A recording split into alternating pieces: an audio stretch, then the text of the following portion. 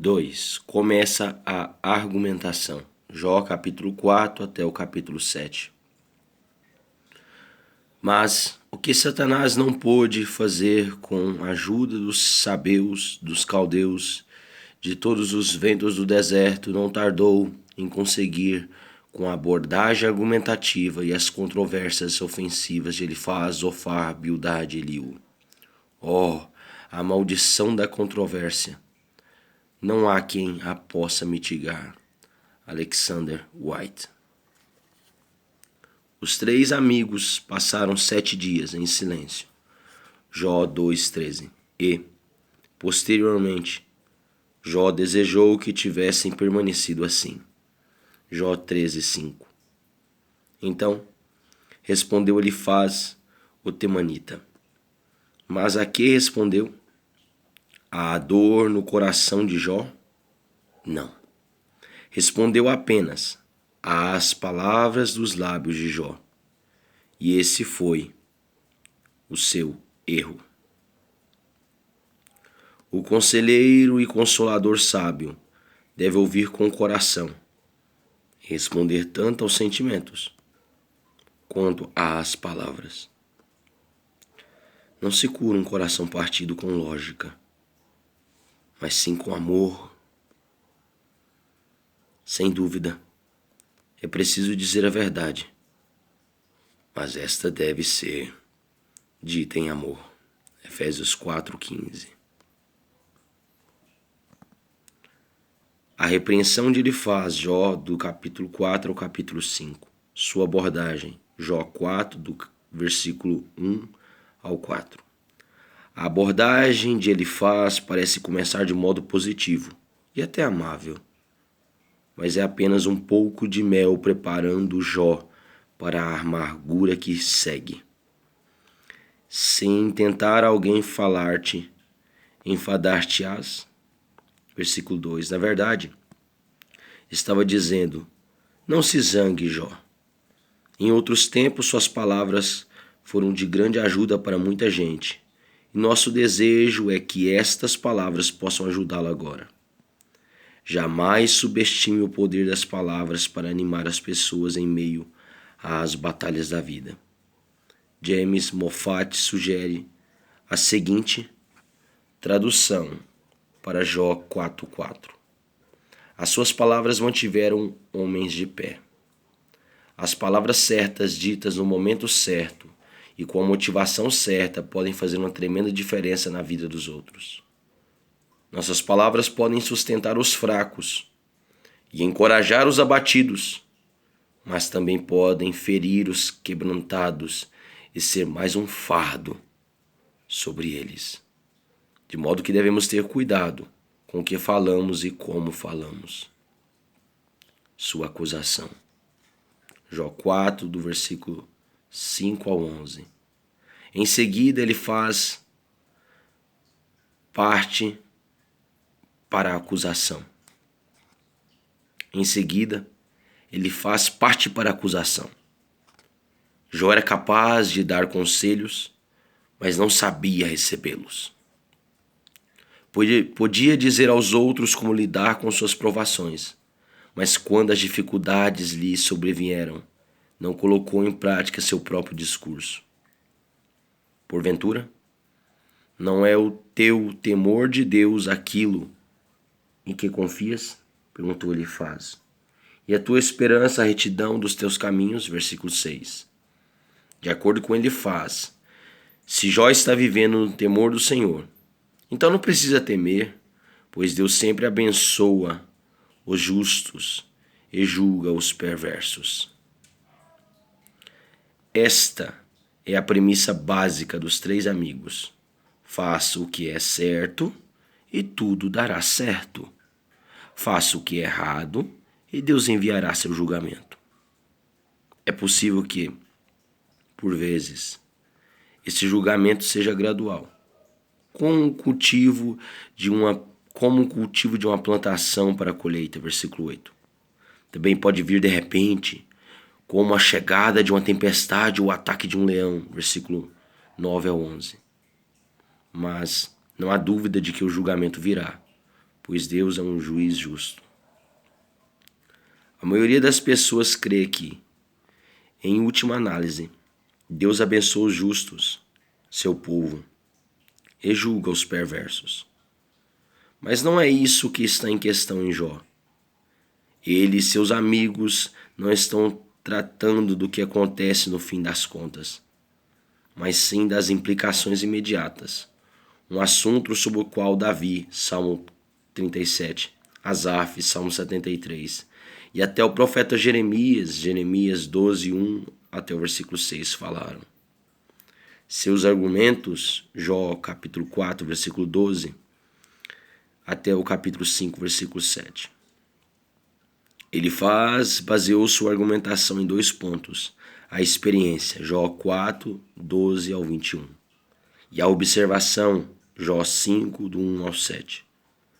O primeiro argumento refere-se a uma experiência sinistra pela qual ele passou certa noite, quando teve uma visão e ouviu uma voz. Cabe aqui levantar 2 perguntas. Qual foi o conteúdo da mensagem? Essa mensagem foi uma revelação direta de Deus. Uma vez que os manuscritos hebraicos do Antigo Testamento não apresentam pontuações, nem sempre sabemos, ao certo, onde começa e termina certas citações. A maioria das traduções em nossa língua determina o trecho de Jó 4, do 17 ao 21, como a declaração completa do Espírito. Porém, alguns estudiosos acreditam que essa declaração limita-se ao versículo 17 e que o restante é um comentário de Elifaz. De qualquer modo, a mensagem é a mesma. A vida do ser humano é breve e frágil e, por sua própria conta, ele nunca é capaz de ser suficientemente justo para agradar a Deus. Mas será que essa declaração foi uma revelação direta de Deus?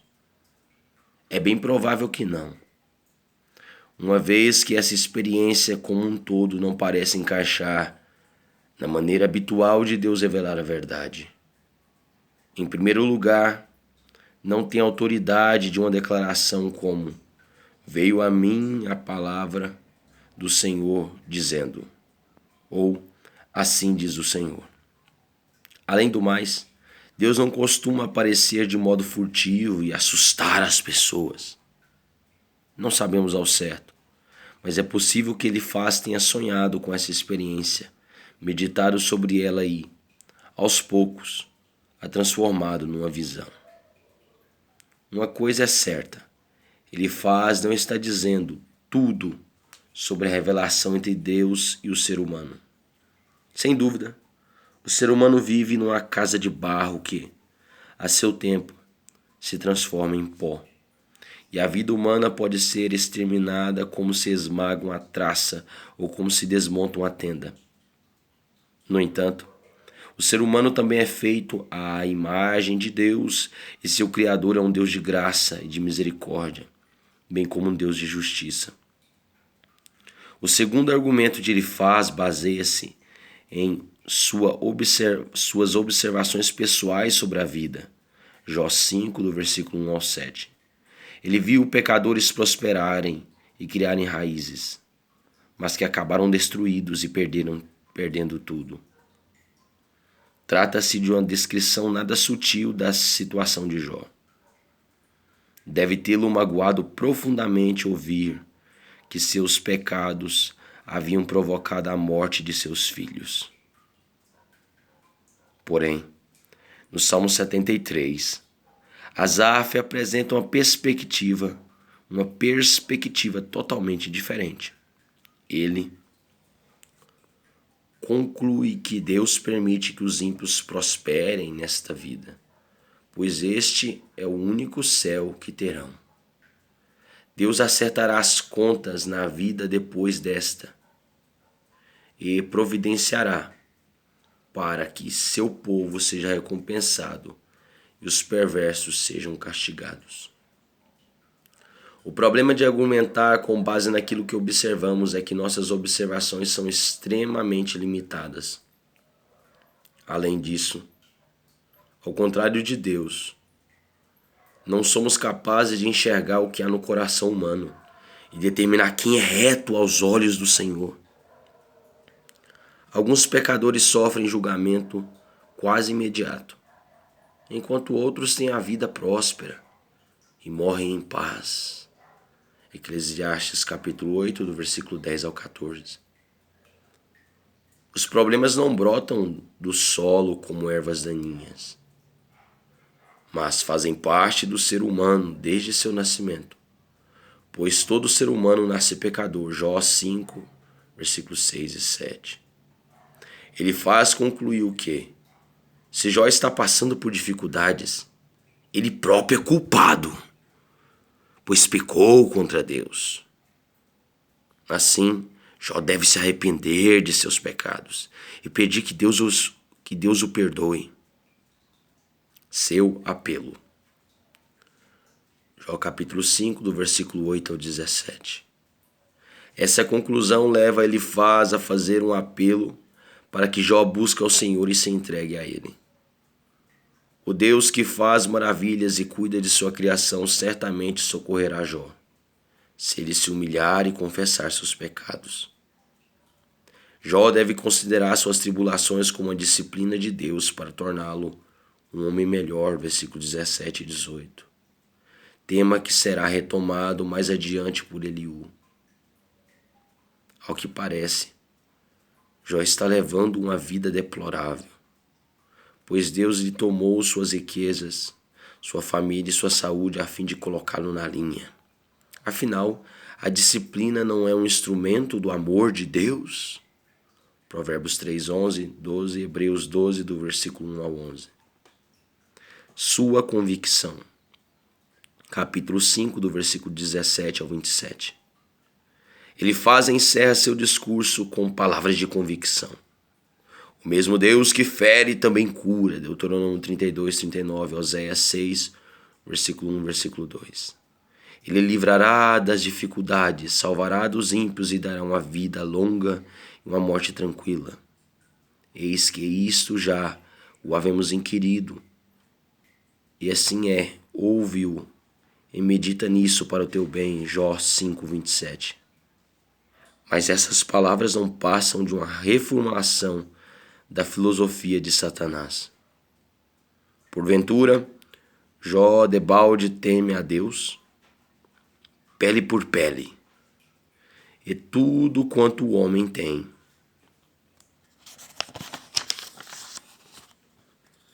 Dará pela sua vida. Jó 1:9, Jó 2:4. Elifaz estava pedindo que Jó negociasse com Deus, confessasse seus pecados, e Deus lhe dará de volta tudo o que perdeu. Se houvesse escolhido agir assim, Jó teria envergonhado Jeová e provado que Satanás estava certo, algo que se recusou a fazer. 2. A resposta de Jó. Capítulo 6 ao capítulo 7. Jó respondeu com 2 apelos veementes. Primeiro suplicou aos 3 amigos que mostrassem mais compreensão e compaixão. Jó capítulo 6. Em seguida suplicou a Deus para que considerasse sua situação miserável e aliviasse seu sofrimento antes que morresse. Jó capítulo 7. A súplica de Jó a seus amigos, capítulo 6. Até então, somente Elifaz havia falado, mas Jó percebeu que Bildade e Zofar concordavam com ele. Nenhum dos amigos identificou-se com aquilo que Jó estava passando física e emocionalmente. Uma coisa era sentar ao seu lado, outra bem diferente era sentir o que ele estava sentindo. Ezequiel 3,15. Uma criança definiu compaixão como sentir sua dor em meu coração, mostrando saber mais sobre como oferecer consolo do que esses 3 homens. Para começar, não sentir o peso de seu sofrimento. Jó 6, do versículo 1 ao 3. Não é de se admirar que Jó tenha falado de modo tão energético, tão enérgico. Seus amigos teriam feito a mesma coisa se estivessem carregando um fardo como o dele.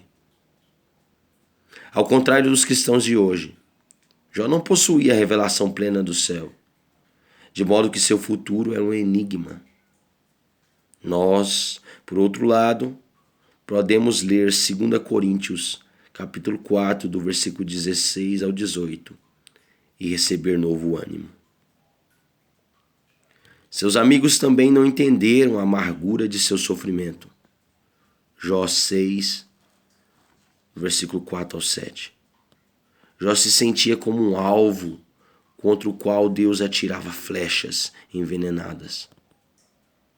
E esse veneno amargurava seu espírito.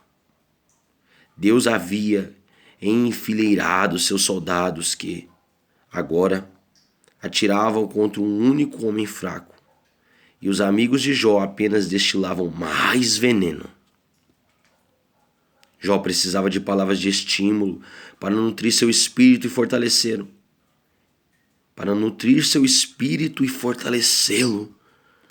Mas seus amigos o alimentavam apenas com palavras inúteis e insípidas.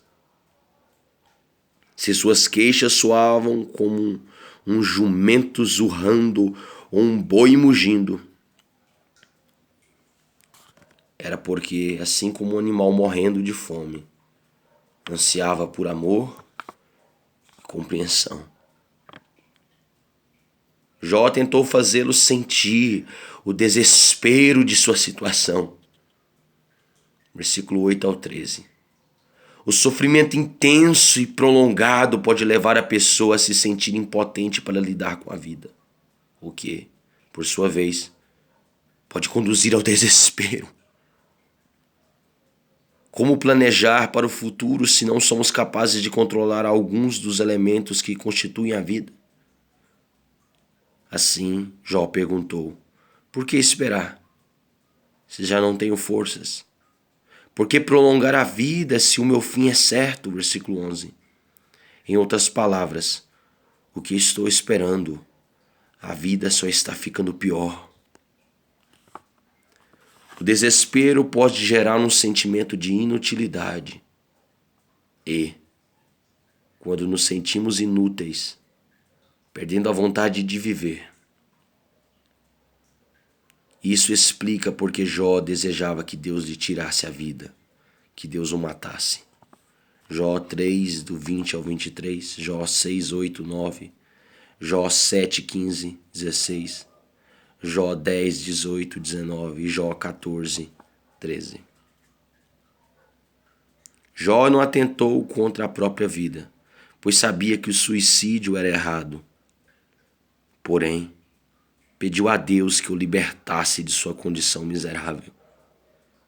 Os amigos de Jó possuíam saúde e conforto e não entendiam como era acordar a cada manhã sabendo que outro dia de sofrimento os esperava. Jó havia perdido todas as suas forças e se sentia imprestável. Jó capítulo 6, versículo 12 e 13. Numa atitude corajosa, Jó lhes mostrou a ineficácia de seu ministério a ele. Versículo 14 ao 30. Não tinham piedade dele, nem tentavam suprir suas necessidades. Era como um córrego seco no meio do deserto, que serve apenas para decepcionar os viajantes sedentos. Nos tempos de prosperidade, foram seus amigos, mas em tempo de dificuldade, se voltaram contra ele. Jó fez 2 pedidos aos seus amigos. Ensinai-me, versículo 24, e olhai para mim, versículo 28.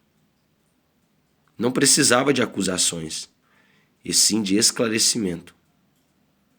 Mas eles nem sequer o fitavam e atentavam para a sua situação miserável. Fisicamente, os homens estavam assentados com Jó no lixo, no monturo, mas emocionalmente eram como o sacerdote e o levita que passaram de largo. Lucas 10, do versículo 30 ao 37.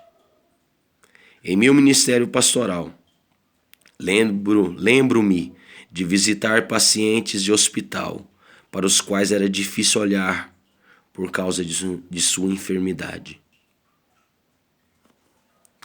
Acidente ou cirurgia e, por vezes, também era difícil escutá-los, pois haviam se tornado amargurados. Pela forma como eu os olhava e pelas minhas reações e suas palavras, essas pessoas eram capazes de perceber se me preocupava mesmo com elas ou não. Não adiantaria muita coisa ler a Bíblia e orar a menos que, antes, tivéssemos construído uma ponte entre nossos corações. Só então seria possível ministrar um ao outro.